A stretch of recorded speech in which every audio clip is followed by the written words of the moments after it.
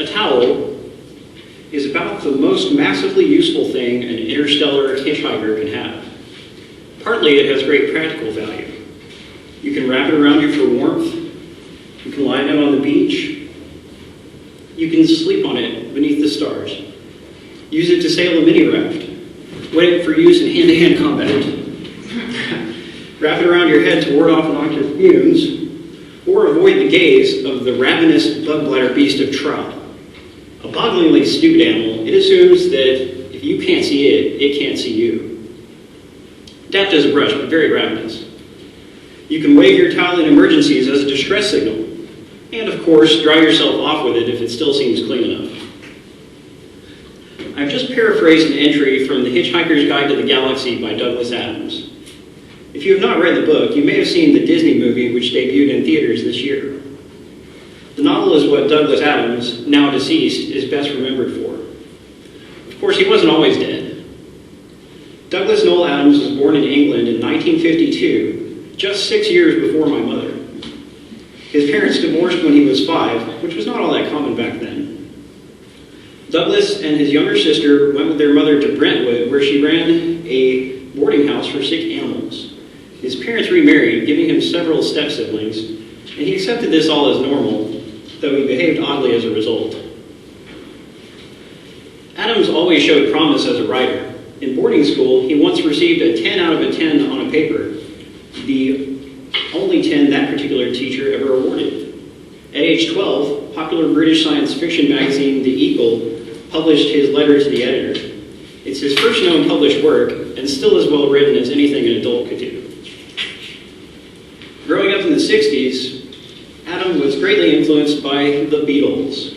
He was amazed by them and noted that their music was simply unlike anything that had been done before, according to an article he wrote for the London Sunday Times.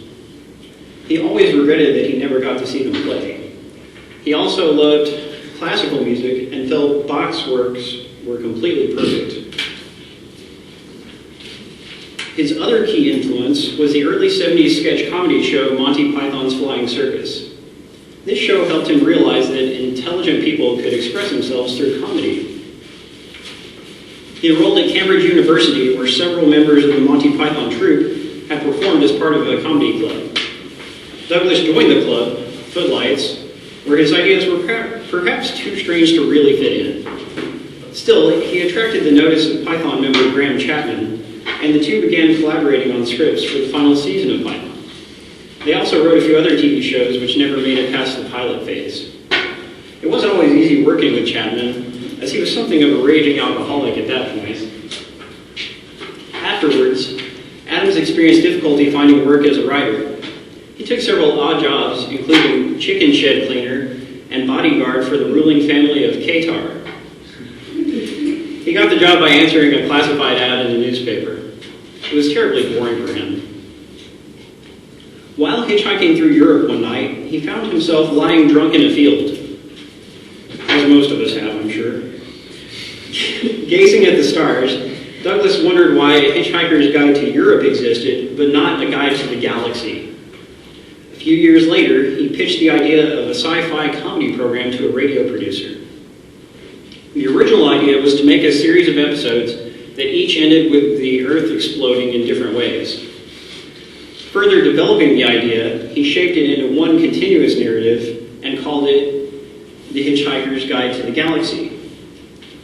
The guide is the story of a regular human who is whisked away by an alien friend before the Earth is demolished to make way for an interstellar bypass. The alien is a researcher for the Hitchhiker's Guide, a sort of collection of all known data in the universe. The guide's entry about the Earth, however, consists only of the words, "mostly harmless." In 1978, the 6-episode radio series aired and became an instant success. Unfortunately, Douglas Adams, much like myself, had a huge problem with deadlines. He wrote in his final book, The Salmon of Doubt, "I love deadlines. I love the whooshing sound they make as they whiz by." He was writing the program on a week-to-week basis, often without knowing where the story would go next.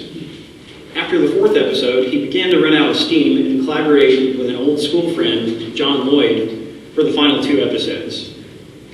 Shortly after working on the radio show, Adams separated from Lloyd and wrote The Hitchhiker's Guide to the Galaxy in novelized form. As in the story itself, the guy is emblazoned with the words, "Don't panic," in large, friendly letters. The book became an instant bestseller, and a 6-episode British TV series followed. It is rather low budget, but extremely clever and funny. The Hitchhiker's Guide was followed by the sequels, The Restaurant at the End of the Universe, Life, the Universe, and Everything, So Long and Thanks for All the Fish, and Mostly Harmless. Adams also wrote a few other humorous novels, as well as The Meaning of Life, a book of definitions for humorous everyday situations. Douglas became an active environmentalist and authored Last Chance to See on the subject of endangered animals. They may be tasty, but we should not eat them. His lifelong ambition was to see The Hitchhiker's Guide to the Galaxy made into a feature film. He moved with his wife and young daughter to California in order to pursue the project. Unfortunately, in 2001, he died of a heart attack at the age of 49. Several years later, the movie has finally been realized. Yes, Douglas Adams is no longer alive, but we can enjoy his books and other works forever. There was a man who really knew where his towel was. You can find the books of The Hitchhiker's Guide in a collected volume or published separately at any bookstore, and I highly recommend them. Thanks.